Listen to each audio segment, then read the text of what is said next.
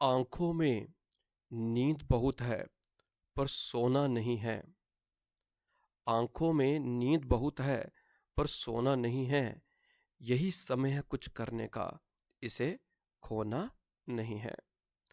नमस्कार, आदाब, सत श्री अकाल मेरे प्यारे प्यारे अच्छे अच्छे बच्चों। तो ये सेकंड लेक्चर है एमसीक्यू सीरीज का। पिछले लेक्चर में बेटा मैंने आपसे 19 एमसीक्यूज शायद डिस्कस किए थे। तो आज के लेक्चर में हम बाकी के डिस्कस करते हैं। तो बेटा स्टार्ट करते हैं। और आप लोग जितना भी आप लोगों ने पढ़ा है, जिस भी सोर्स से अगर पढ़ा है, तो आप लोग उसे रिवाइज करिए। अगर किसी बच्चे को पीडीएफ चाहिए मेरी, तो आप लोग मेरे 7888993013 इस नंबर पर आप मेरे से कांटेक्ट कर सकते हैं फॉर पीडीएफ। इसके लिए आप कांटेक्ट कर सकते हैं। तो बेटा आप टाइम वेस्ट ना करते हुए हम स्टार्ट करते हैं। Next one, question number 20। तो 20th क्वेश्चन में क्या दिया गया है हमारे पास? The branch of accounting dealing with the classification, recording, allocation, summarization and reporting of current and prospective cost is known as, उसे हम क्या कहते हैं बेटा? उसे हम बोलते हैं कॉस्ट अकाउंटिंग। उसे हम कॉस्ट अकाउंटिंग बोलते हैं। कॉस्ट अकाउंटिंग का काम क्या जाता है? ये काम क्या जाता है? क्लासिफाई करना, रिकॉर्ड करना, जो भी हमारी ट्रांजेक्शन्स होती है उनको रिकॉर्ड करना, मेथड्स, टेक्निक्स को, ये कॉस्ट अकाउंटिंग का काम होता है। कॉस्टिंग का मतलब हो जाता है, कॉस्टिंग का मतलब आ जाता है हमारा जो मेथड्स होंगे ऑफ कैलकुलेटिंग कॉस्ट। और कॉस्ट अकाउंटिंग क्या जाता है? कॉस्ट अकाउंटिंग क्या जाता है? उसको किस तरह से हमने रिकॉर्ड करना है। मैंने पहले भी लेक्चर में आपसे डिस्कस किया था कि हमारे पास 4 टर्म्स होती हैं। एक बेटा होता है कॉस्ट। कॉस्ट का मतलब हो जाता है लागत, किसी भी प्रोडक्ट को बनाने का जो खर्चा आ जाता है। नेक्स्ट मैंने आपसे डिस्कस किया था बेटा costing, how to calculate cost. How to calculate cost, ये आ जाते हैं हमारे मेथड्स आ जाते हैं। कॉस्ट को हम कैसे कैलकुलेट करेंगे, how to calculate. And next one is cost accounting. Cost accounting short में लिख दिया मैंने cost accounting. Cost accounting means जो भी हमारी ट्रांजेक्शन्स है, जो भी हमारी एंट्रीज है, उसे किस प्रकार से रिकॉर्ड करना, how to record. How to record. हमें जो भी हमारे खर्चे होते हैं, जो भी हमारे एक्सपेंसेस होते हैं किसी भी प्रोडक्ट को बनाने के लिए, उन सभी खर्चों को हमने अपनी किताबों में लिखना है। किस प्रकार से लिखना है, कैसे लिखना है, वो हमें कॉस्ट अकाउंटिंग बताती है। And the last one is बेटा कॉस्ट अकाउंटेंसी। कॉस्ट अकाउंटेंसी ये क्या होता है? It is costing plus cost accounting. It is costing plus cost accounting. ठीक है बेटा। तो बेटा नए प्लेटफॉर्म पर आपके लिए लेक्चर्स लेकर आ रहा हूँ, ताकि ये उम्मीद करता हूँ कि आपको ये थोड़ा और इंटरेस्टिंग लगेगा। इसमें आपके साथ कांटेक्ट थोड़ा और बेहतर ढंग से होगा। और नई टेक्नोलॉजी, नया प्लेटफॉर्म है, थोड़ा सा उसको यूज टू होने में थोड़ा सा हमें टाइम लगेगा, थोड़ा सा मुझे टाइम लगेगा। And then it will be as smooth, बहुत स्मूथली जैसे पहले क्लासेस चलती थी वैसे चलेंगे। ठीक है जी। द नेक्स्ट वन इज बेटा 21 जो आ जाएगा। जो टर्म जो होती है, जो टर्म, कौन सी term is comprehensively used to include various aspects such as costing, cost accounting, cost control, cost audit and budgetary control. कौन सी टर्म? तो मैंने भी बताया कॉस्ट अकाउंटेंसी में क्या इंक्लूड होता है? कॉस्टिंग और कॉस्ट अकाउंटिंग दोनों किसका पार्ट है? दोनों के दोनों जो है वो कॉस्ट अकाउंटेंसी का पार्ट है। तो वो आ जाएगा cost accountancy. Next one is dash is concerned with ascertainment of the cost. तो कॉस्ट को निकालने का क्या चीज होती है, क्या चीज उससे कंसर्न्ड है? तो ये भी आपसे डिस्कस की थी बेटा कॉस्टिंग। तो कॉस्टिंग क्या जाती है? कॉस्टिंग क्या जाते हैं? जो भी मैंने बताया कि कॉस्टिंग क्या होती है, ये मेथड्स हैं किसी भी प्रोडक्ट की कॉस्ट को कैलकुलेट करने का। किसी भी प्रोडक्ट की कॉस्ट को कैलकुलेट करने का जो होगा उसे हम क्या कहते हैं? कॉस्टिंग कहते हैं। ठीक है जी, ओके जी। Next one is 23rd, dash is concern with accounting and recording of cost. तो accounting and recording of cost, तो ये क्या आ जाएगा, ये जो 23rd में जो हमारा कॉस्ट अकाउंटिंग क्या कहता है, कॉस्ट अकाउंटिंग में कहा जाता है कि जो भी हमारी कॉस्ट है, उसको जो भी हमारी लागत होती है, जो भी खर्चा आता है, उन सब को हमने रिकॉर्ड करना होता है। और जो प्रोसेस है, जिस वे से हम अपनी किताबों में इसको लिखते हैं, तो वह आ जाता है कॉस्ट अकाउंटिंग। अभी आपसे पीछे मैंने डिस्कस किया ये वाला। 24th, dash is concerned with formulation and or application of principles, methods and techniques of costing। तो जो भी हमारे रूल्स हैं, प्रिंसिपल्स, उनको अप्लाई करना, टेक्निक्स ऑफ कॉस्टिंग को यूज करना, ये किसका काम है बेटा, ये कॉस्ट अकाउंटेंसी का काम है। किसका काम है, कॉस्ट अकाउंटेंसी का काम है। ठीक है जी, तो ये कॉस्ट अकाउंटेंसी काम आ गया, तो उसमें आ जाएगा।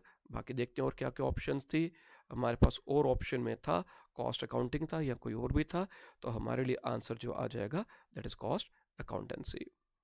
25th, the evolution of cost accounting took place because of, अब फिनेंशियल अकाउंटिंग में कई ड्रॉबैक्स है, कई लिमिटेशंस थी, जिस वजह से जो हमारा काम था, हमारी जो वर्किंग थी, वो प्रॉपर वे से नहीं चल रही थी।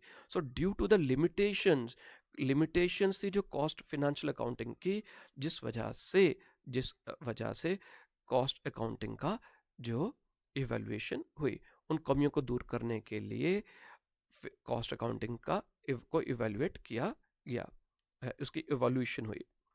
26th, dash helps the management to eliminate inefficiency caused by material wastage, use of obsolete machinery, improper planning। तो कौन मैनेजमेंट की मदद करता है, जो भी इनएफिशिएंसीज होती है मटेरियल वेस्टेज की में, किसी भी जो ऑब्सोलीट मशीनरी में, तो बेटा फिनेंशियल अकाउंटिंग का काम भी नहीं है, इन्वायरमेंटल अकाउंटिंग का काम नहीं है। तो कॉस्ट अकाउंटिंग में मैंने क्या बताया था, जो ऑब्जेक्टिव ऑफ कॉस्ट अकाउंटिंग में बेटा, क्या एक ऑब्जेक्टिव होता है कॉस्ट अकाउंटिंग का, एक ऑब्जेक्ट जो कॉस्ट अकाउंटिंग का जो होता है दैट इज कॉस्ट कंट्रोल। हमने अपनी कॉस्ट को कंट्रोल करना है, एंड कॉस्ट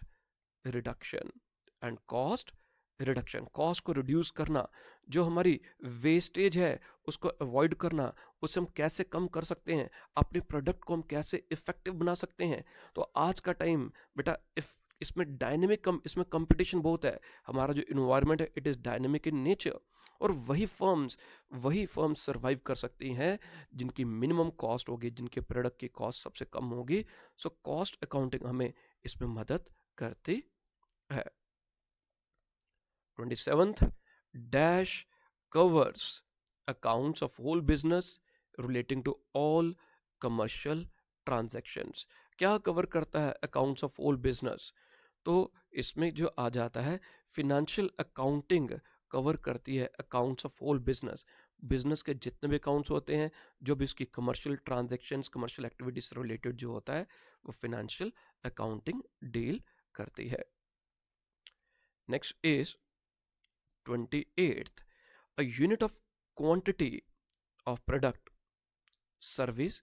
तो unit of quantity of product, unit या service or time in relation to which cost may be ascertained or expressed. तो वो यूनिट, जैसे हम बात करते हैं कॉस्ट पर, हम बात करते हैं किसी भी पर टन, पर लीटर, पर मीटर, पर क्विंटल। तो ये जितनी भी चीज़ होती हैं जो किसी भी क्वांटिटी, जो प्रोडक्ट को एक्सप्रेस करते हैं, सर्विस को जो एक्सप्रेस किया जाता है पर यूनिट के हिसाब से, in relation to which cost को हम एक्सप्रेस करेंगे, तो उसे हम बोलते हैं बेटा कॉस्ट यूनिट बात करते हैं।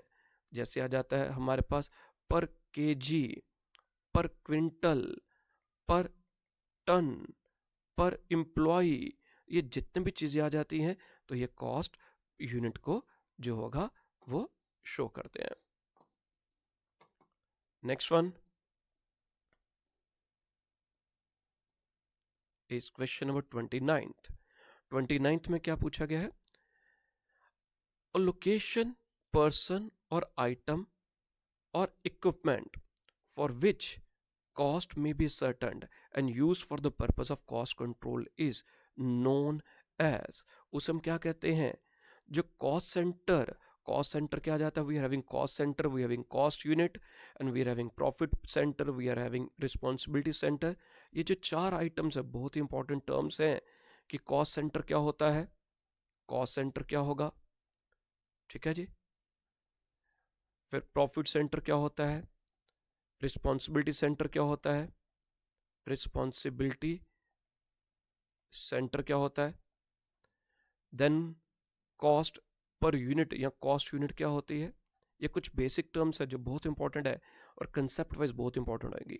अब कॉस्ट सेंटर क्या आ जाएगा, ये एक लोकेशन भी हो सकती है, एक पर्सन, मेरी फैक्ट्री में आप देखिए कि मेरी फैक्ट्री में कोई पर्सन काम करता है, अब उसको जो खर्चा पे किया जा रहा है मेरे द्वारा, तो वो क्या आ जाएगा, द कॉस्ट इनकर की जाती है। अब मेरी फैक्ट्री आ जाएगी, लोकेशन, फैक्ट्री में मेरा कितना खर्चा आ रहा है, फैक्ट्री में कितना खर्चा आ रहा है वो क्या है, जो मैं फैक्ट्री की बात करूंगा that is my cost centre. उसके अंदर जो वर्कर्स जो काम कर रहे हैं उसके लिए क्या कॉस्ट है, वो मेरे लिए कॉस्ट सेंटर है।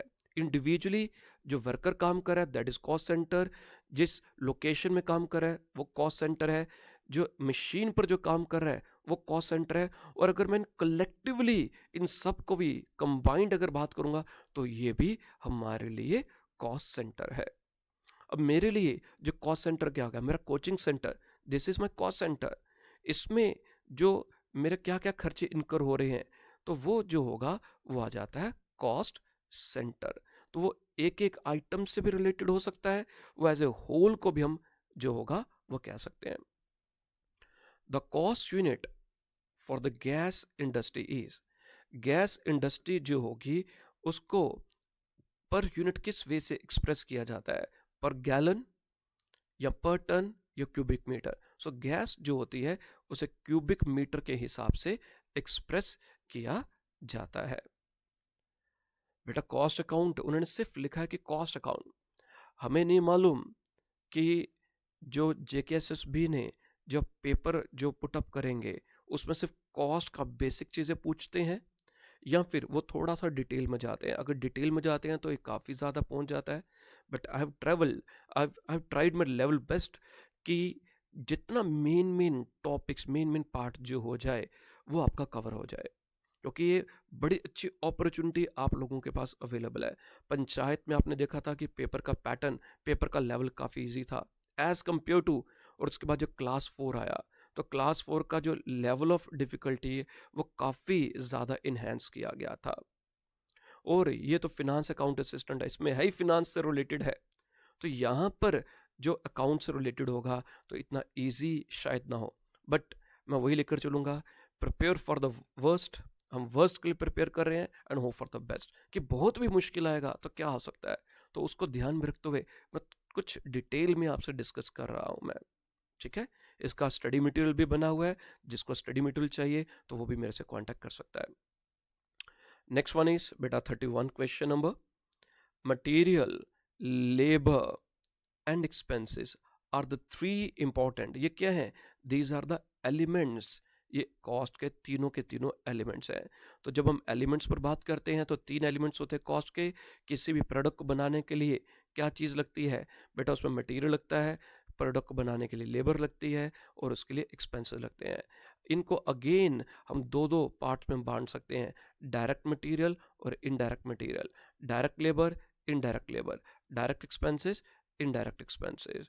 जो भी इनमें डायरेक्ट खर्चा होगा, direct material, indirect material, direct labour, indirect labour, direct expenses, indirect expenses. जो बेटा जो भी इसमें डायरेक्ट जो आइटम है, direct material, direct labour, direct expenses, इन सब को कलेक्टिवली डायरेक्ट आइटम्स को हम बोलते हैं प्राइम कॉस्ट, ये हमने पिछले लेक्चर में भी पढ़ा था। और जो भी इनडायरेक्ट एक्सपेंसेस होते हैं, इनडायरेक्ट एक्सपेंसेस होते हैं, उनको हम बोलते हैं ओवर हेड्स, जिनको हम किसी भी प्रोडक्ट के साथ डायरेक्टली एट्रीब्यूट नहीं कर सकते, उनको हम ओवरहेड्स कहते हैं। Question 32, dash cost is the cost of commodities supplied to an undertaking. तो cost of commodities supplied to an undertaking में क्या जाता है, जो मटेरियल कॉस्ट होती है is the cost of commodities. तो कमोडिटीज की क्या कॉस्ट होगी? जो मटेरियल कॉस्ट होगी जो सप्लाई की जाती है किसी भी अंडरटेकिंग को। Question number 33, direct labour cost is also known as. तो डायरेक्ट लेबर कॉस्ट को बेटा हम डायरेक्ट वेजेस भी कहते हैं। तो जो भी लेबर से रिलेटेड जो भी डायरेक्ट खर्चा होगा उसको हम डायरेक्ट, जो अभी आपसे डिस्कस किया, हम उसको कहते हैं। Next one is question number 34, the expenses which cannot be directly identified with a particular unit or cost center। जिसे हम किसी भी प्रोडक्ट के साथ, जिसको हम डायरेक्टली आइडेंटिफाई, डायरेक्टली एट्रीब्यूट नहीं कर सकते किसी भी पर्टिकुलर यूनिट के साथ, किसी भी कॉस्ट सेंटर के साथ, तो उसको हम बोलते हैं बेटा इनडायरेक्ट एक्सपेंसेस। इनडायरेक्ट एक्सपेंसेस में आप एग्जांपल ले लीजिए, आप एग्जांपल ले लीजिए कि जिस आप फर्नीचर या जिस सोफ़ा पर, आपके घर में जो सोफ़ा पड़ा है, आप उसको बंद आंखों से सोचिए कि आपको क्या क्या जो चीज़ें सामने सामने दिख रही है, जो मटेरियल सामने सामने दिख रहा है उस सोफ़ा में लगे, एक फर्नीचर में लगा होगा, दैट इज़ डायरेक्ट मटेरियल। और कई ऐसे खर्चे होते हैं उस पर जो एक्सपेंस भी लगा होगा जिसे हम किसी भी प्रोडक्ट के साथ डायरेक्टली एट्रीब्यूट नहीं कर सकते। मैंने एग्जांपल दी थी, जो मैंने लेक्चर पढ़ा रहा था उसमें मैंने एग्जांपल दी थी, शायद ऑफलाइन में या ऑनलाइन में है या अभी वीडियो लेक्चर में ना हो, कि अब मेरी फैक्ट्री है, मैंने अपनी फैक्ट्री में, बेटा मेरी फैक्ट्री में 100 वर्कर्स काम कर रहे हैं। कितने? 100 वर्कर काम कर रहे हैं जो वहाँ पर प्रोडक्ट को बना रहे हैं। अब इनको मैंने 25-25 के 4 ग्रुप्स में बांट दिया है, ठीक है जी। अब ये काम इतने अच्छे ढंग से नहीं कर रहे थे, मैंने इन सब के ऊपर एक एक सुपरवाइजर, हर एक ग्रुप के ऊपर एक सुपरवाइजर अपॉइंट कर दिया। अब जो 100 वर्कर्स हैं ये तो भाई प्रोडक्ट को बनाने के लिए डायरेक्टली काम कर रहे हैं, इनके खर्चों को डायरेक्टली मैं आइडेंटिफाई या एट्रीब्यूट कर सकता हूँ किसी भी प्रोडक्ट को बनाने के लिए। अब ये जो सुपरवाइजर है, क्या इनके खर्चों को मैं डायरेक्टली एट्रीब्यूट कर सकता हूँ कि इस प्रोडक्ट को बनाने से रिलेटेड? इनको डायरेक्टली मैं आइडेंटिफाई एट्रीब्यूट नहीं कर सकता। इसी प्रकार के जो मेरा गेट कीपर है तो वो भी बेटा फैक्ट्री में ही काम कर रहा है, मगर वो क्या जो प्रोडक्ट बन रहे हैं, क्या वो अपना प्रोडक्ट बनाने में योगदान डायरेक्टली एट्रीब्यूट कर रहा है खर्चे? वो डायरेक्टली अपने जो होगा वो डायरेक्टली एट्रीब्यूट नहीं कर रहा, उसके जो एक्सपेंस जो हो रहा है उसे हम डायरेक्टली एट्रीब्यूट नहीं कर सकते। तो इसी वजह से कई हमारे इनडायरेक्ट खर्चे होते हैं, जैसे कहीं भी जो ऑफिस की लाइटिंग होती है, ऑफिस में जो फर्नीचर पर डेप्रिसिएशन होगा, तो ये सब के सब क्या होंगे? इनडायरेक्ट जो होंगे खर्चे होंगे। So there can be indirect labour, there can be, पहले मैंने एग्जांपल दी थी सोफा सेट की, वो इनडायरेक्ट मटेरियल है, अभी जो एग्जांपल दी वो इनडायरेक्ट लेबर है। और इसी प्रकार से हमारे पास कई इनडायरेक्ट खर्चे होते हैं, एक्सपेंस होते हैं, जिससे हम किसी प्रोडक्ट को बनाने से रिलेटेड एट्रीब्यूट नहीं कर सकते। Next one is dash expenses are also called chargeable expenses. तो चार्जेबल एक्सपेंसेस बेटा कौन से होते हैं? जो डायरेक्ट एक्सपेंसेस होते हैं उन्हीं को हम चार्जेबल एक्सपेंसेस कहते हैं। Question number 36, the aggregate of indirect material. जो इनडायरेक्ट मटेरियल का एग्रीगेट, जो इनडायरेक्ट लेबर का एग्रीगेट, जो इनडायरेक्ट एक्सपेंसेस का एग्रीगेट, अभी मैंने पीछे बताया कि जो भी इनडायरेक्ट होता है उनको हम ओवरहेड्स कहते हैं।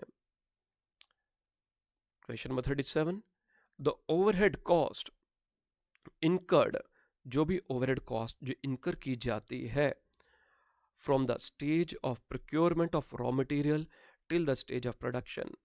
तो प्रोक्योरमेंट से लेकर जब तक उसकी प्रोडक्शन नहीं होती फिनिश गुड्स की, उसे हम क्या कहते हैं? क्या उसे हम ऑफिस ओवरहेड्स कहते हैं, फैक्ट्री ओवरहेड्स कहते हैं, या सेलिंग? तो जब तक हमारा जो प्रोडक्शन तक अगर होगा, प्रोक्योर करने के बाद प्रोडक्शन तक के जो भी खर्चे होते हैं, तो बेटा उसको हम फैक्ट्री ओवरहेड्स कहते हैं। फैक्ट्री के बाद ऑफिस कॉस्ट शीट आपने पढ़ी होगी, तो कॉस्ट शीट में मैंने डिस्कस किया था कि हमारे पास जो भी फैक्ट्री से रिलेटेड जो खर्चे होते हैं किसी भी प्रोडक्ट को बनाने के लिए, तो उनको हम फैक्ट्री ओवरहेड्स कहते हैं। Office overheads, next question, office overheads और also known as, office overheads को बेटा हम एडमिनिस्ट्रेटिव ओवरहेड्स भी कहते हैं। ठीक है बेटा, तो इस लेक्चर में इतना ही करते हैं, तो बहुत जल्द आपके नेक्स्ट लेक्चर जिसमें बाकी के एमसीक्यूज होंगे। तो बेटा भी जो कॉस्ट, जो अकाउंट्स के जो एमसीक्यूज हैं, अप्रॉक्सीमेटली 500 प्लस एमसीक्यूज जो अभी मैंने जो अब से डिस्कस करूँगा अभी रेडी कर दिए हैं मैंने, और अभी कोशिश कर रहा हूँ कि और प्रैक्टिस के लिए मैं एमसीक्यूज तैयार कर दूँ, ताकि जितनी ज़्यादा आपकी प्रैक्टिस हो सकता है कि 3 या 4 क्वेश्चंस कॉस्ट अकाउंट से आए। और यही आपके लिए जो गेम चेंजर हो सकता है। एक एक नंबर के लिए आपको फाइट करनी है, एक एक नंबर के लिए। और कई बच्चे हो सकते हैं कि जिन्होंने कॉस्ट अकाउंट्स को या डायरेक्ट टैक्स को या इनडायरेक्ट टैक्स को लाइटली ले लेते हैं, वो कहते हैं कि दो दो नंबर या तीन तीन नंबर का ही आना है। तो अगर वो इसको लाइटली लेते हैं, इसको छोड़ देते हैं, डिटेल में नहीं पढ़ते हैं, तो यही दो नंबर, यही तीन या यही चार नंबर आपको एज दिलाएगा। और हमें नहीं मालूम कि जेकेएसएसबी की जो नंबर ऑफ एलोकेशन, मैं अपने से नहीं बता सकता कि भाई जो पहला वाला पार्ट था उसमें से वो 8 नंबर का डालेंगे, पार्टनरशिप से 3 का डालेंगे, तो ये उनकी कॉमन सेंस पर रहने दूंगा मैं। तो ये ऐसा कोई पर्टिकुलर कोई रूल नहीं है या कोई हमारे पास कोई पैटर्न नहीं है। It all depends upon the JKSSB. तो 2 क्वेश्चन भी आ सकते हैं, 4 भी आ सकते हैं, 5 भी आ सकते हैं कॉस्ट अकाउंट से। बट एक एक नंबर जो होगा वो आपकी सिलेक्शन और रिजेक्शन में अहम रोल प्ले करेगा, जो नए वाला जो सिलेबस ऐड हुआ है अकाउंट्स में। ठीक है बेटा, आज के लिए इतना ही। आपके कोई भी सवाल, कोई भी जवाब, मोस्ट मोस्ट वेलकम। मेरे ओरेकल कॉमर्स ट्यूटोरियल को भी आप सब्सक्राइब करिए, और जहाँ तक हो सके अपने फ्रेंड्स तक, अपने जो नोन होंगे उनको भी सजेस्ट करिए इस चैनल को सब्सक्राइब करने के लिए, ताकि मैं आप लोगों को सर्व करता रहूं। ठीक है जी। और जो बच्चे ऑनलाइन ऑफलाइन पढ़ना चाहते हैं, बेटर, ताकि there should be no doubt, those who want to become, those who want to be part of my no doubt army। तो जो बच्चे मेरे पास ऑनलाइन ऑफलाइन पढ़ रहे हैं, क्योंकि इस वे से, इस माध्यम से कुछ ना कुछ इसके जो हम लिमिटेशंस कह सकते हैं, तो इन लिमिटेशंस के लिए ही जो मैंने ऑनलाइन एंड ऑफलाइन बैचेस जो बिल्कुल नॉमिनल से, ताकि मेरा भी जो जो अपना लाइवलीहुड चल सके और आप लोगों पर भी बर्डन ना पड़े, बोझ ना पड़े। सो I've started those. If anyone who wants to join it, most welcome. Bye bye, take care, bye.